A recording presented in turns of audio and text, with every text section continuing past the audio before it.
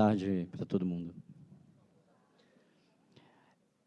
Barulho de helicóptero sempre foi sinônimo de deixa eu ligar a TV para saber o que está acontecendo na favela. Em Paraisópolis, uma das maiores comunidades de São Paulo, onde eu vivi por mais de 10 anos da minha vida e onde ainda mora boa parte dos meus familiares e amigos, sempre foi assim.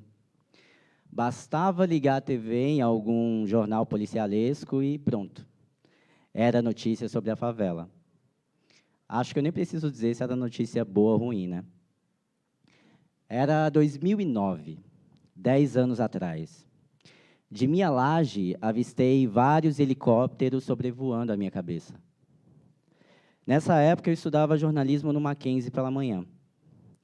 O dia começava bem cedo, às 2 da madrugada, quando eu saía entre os becos e as vielas de segunda a sábado para esperar a van que pegaria 5 pessoas, todas de Paraisópolis, para trabalhar na Feira da Madrugada, lá no Brás. Lá, eu era atendente de lanchonete.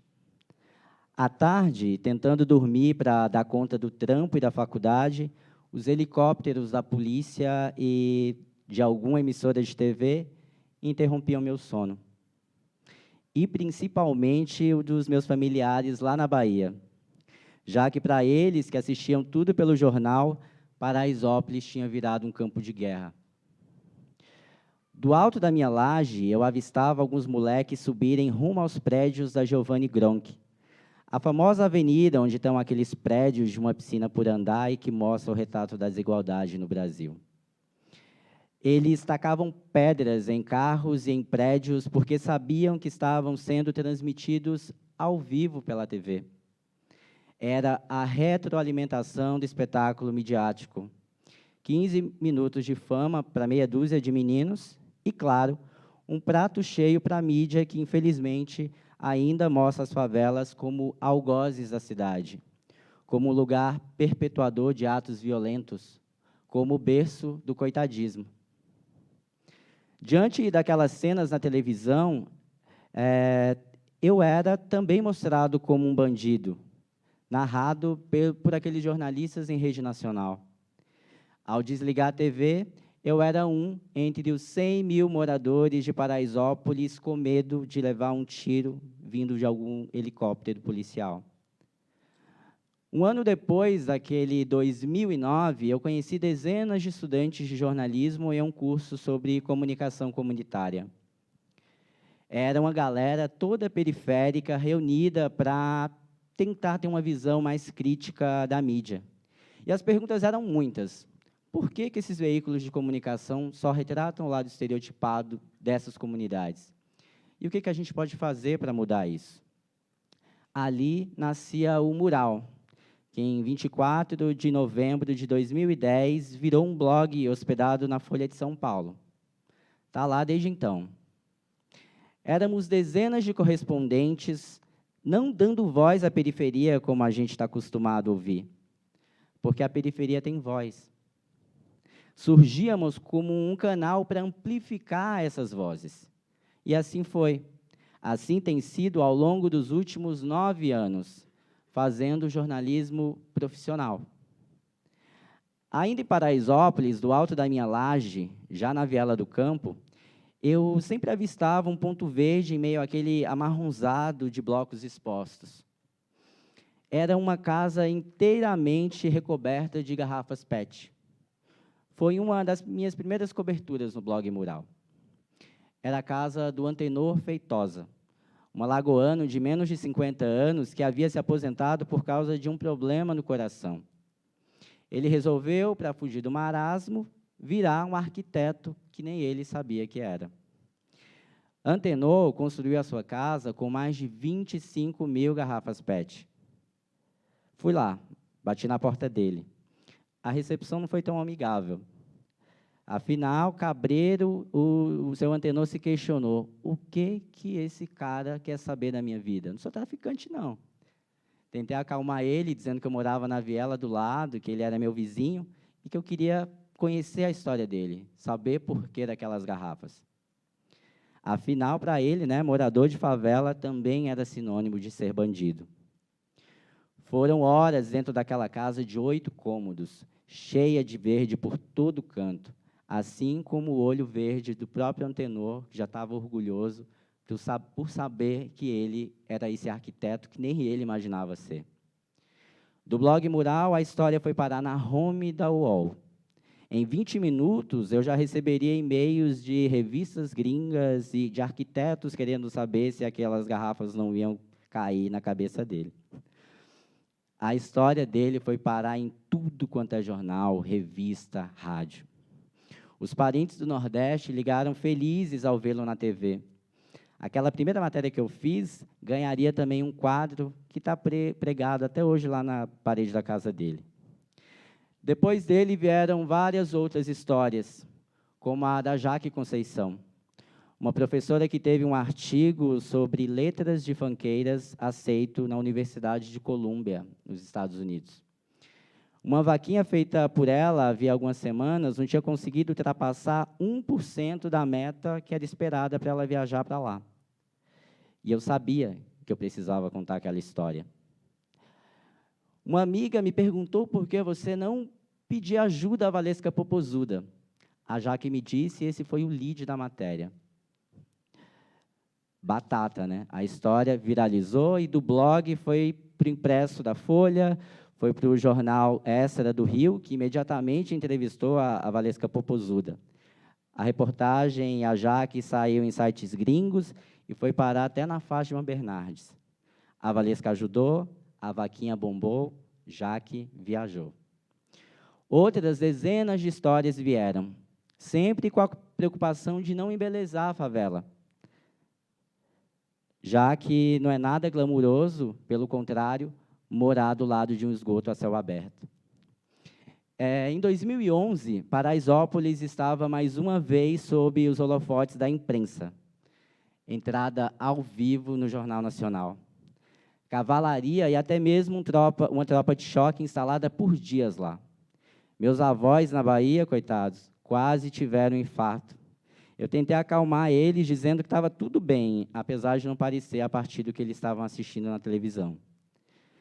Para além das histórias do blog Mural, eu entendia que eu precisava ir além. Naquele ano, eu ganhei o 3º prêmio Jovem Jornalista, do Instituto Vladimir Herzog, depois de propor uma pauta sobre os paradoxos educacionais em Paraisópolis. Fui mais. Eu decidi, ainda como TCC, escrever um livro-reportagem falando sobre o cotidiano da favela. Um ano depois, já formado, nasceu o Cidade do Paraíso, a vida na maior favela de São Paulo. Antes disso, o livro ganhou o prêmio de melhor TCC do Mackenzie. E no outro ano, eu fui convidado para apresentá-lo na Feira Internacional do Livro, lá de Buenos Aires. E em 2013, exatamente, foi essa viagem para Buenos Aires, a primeira vez que eu saí de São Paulo. E Paraisópolis, então, por conta do livro, estava novamente sob os holofotes. Não mostrando a tropa de choque, mas a radialista, a Lindalva, as histórias dos nomes das vielas e o herveiro corretor de imóveis. E, por causa do livro, também foram dezenas de entrevistas que eu concedi. Para a Record, para a Cultura, sair em revista, sair em rádio. Foi como se todo mundo tivesse descoberto pela primeira vez o que era uma periferia para além do tráfico ou da violência. O fantástico mundo das favelas.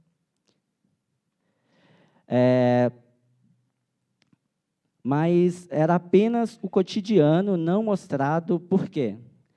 Porque muitas das redações e muitos dos seus jornalistas ainda estão encravados no centro expandido da cidade. Ainda são majoritariamente brancos e de classe média. E não conseguem ou não sabem como cruzar a ponte para contar essas verdadeiras histórias. Eu sou baiano, nasci em Vitória da Conquista, mas eu cresci dividido entre os cafezais de Barra do Choça, a terra do café, onde tem, inclusive, a Miss Café, e os becos e as vielas de Paraisópolis. Antes mesmo de pensar no jornalismo, eu sempre pensei em contar histórias. Cenários não faltavam para aquele menino dividido entre a zona rural e em meio à favela fincada entre um monte de prédio luxuoso. Tanto que o maior sonho daquele menino baiano, aos 8 anos, era ter um amigo que estudasse no ensino médio.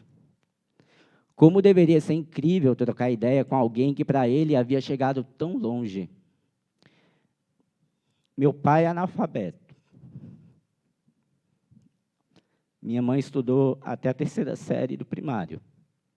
Não havia referências. Não havia sequer escolas onde eu vivia. O primeiro ônibus rumo ao ginásio, Fundamental 2, só chegou em 2000. Para o ensino médio, só em 2006. Antes, um ou outro estudante se aventurava em cima de motos ou bicicletas nas estradas de chão batido de Barra do Choça para chegar à escola mais próxima, a quase 30 quilômetros. Meu tio Benevenuto foi um deles. Vendeu 10 leitões para comprar uma moto e estudar. Enfrentava poeira e chuva e o preço alto da gasolina. No dia seguinte, dei sorte de poder ir à escola dentro de um busão. Assim que ingressei no ensino médio, também me tornei professor, lá no povoado onde eu morava. Primeiro nos 8 Paus, onde eu ia de bicicleta, e depois na Cavada, na Escola Municipal Rui Barbosa, ao lado de minha casa, onde também estudaram parte dos meus familiares. Eu tinha 17 anos. Dei aulas de alfabetização à 4ª série para jovens e adultos por 3 anos, até voltar para São Paulo, 12 anos atrás. Sou o primeiro de uma família de 5 irmãos, 100 primos e 20 tios a concluir o ensino médio, a fazer faculdade. O primeiro a se tornar mestre, não de obras, como meu pai. O primeiro a virar doutor em educação pela PUC daqui a 3 anos. Ainda em Barra do Choça, existe por lá um único blog de notícias para uma cidade de 40 mil habitantes. Mas, nos últimos 10 anos, no entanto, as escolas de lá passaram a usar em sala de aula crônicas que eu escrevia antes mesmo de estudar jornalismo. Trabalham com os alunos histórias como a de Vera Lúcia, uma tia que sonhava em ter um fogão a gás. Hoje, o seu maior sonho é ter um emprego e não viver apenas com os R$ 220 que recebe do Bolsa Família para sustentar 4 filhos. 2 alunos no palco, no ano passado, eles fizeram a primeira feira literária da escola de ensino médio. Havia cartazes e fotos meus espalhados por toda a escola. Era uma homenagem não ao José de Alencar, mas ao Wagner de Alencar. 2 alunos no palco leram O Pé de Angelim, texto que conta a história de uma árvore centenária do povoado onde eu vivi e onde está sepultada minha mãe desde 2007. Professores dizem que os alunos costumam duvidar e dizer que eu sou uma farsa. Eles questionam, como assim ter um jornalista, um escritor, vindo de um povoado de 200 famílias? Com os textos em sala de aula, agora eles têm olhado para o povoado, apesar de diversos problemas, com um pouco mais de amor. De volta para São Paulo e para a cobertura jornalística, ao lado de uma galera na agência Mural, a gente já contou mais de 2.500 histórias. Continuamos no blog na Folha e produzimos conteúdos para outros canais. Mais recentemente, chegamos à TV aberta. Lançamos o Giro na Quebrada, um quadro no novo telejornal da Band, que passa de 7 às 9 da manhã. Temos 80 correspondentes espalhados pela Grande São Paulo. E mostramos o que acontece do Grajaú à Brasilândia, de Poá a Paraisópolis. E eu costumo dizer que o nosso maior sonho na agência Mural é não existir. Porque a gente existe para tapar os buracos de uma cobertura que não é legal, de uma cobertura que é fragmentada e estereotipada. Até lá, a gente continua contando nossas histórias, firmando parcerias para potencializar essas narrativas e mostrando que não é legal dizer que a periferia é carente. Afinal, a periferia quer viver, Mas viver não é só comer e beber, como dizem. Ela quer mais postos de saúde, quer mais hospitais, salas de cinema, salas de teatro, espaços culturais, quer transporte público de qualidade e melhores condições de moradia. Para fechar, eu finalizo com um trecho do meu livro sobre Paraisópolis, mas que, de certo modo, simboliza todas as nossas periferias.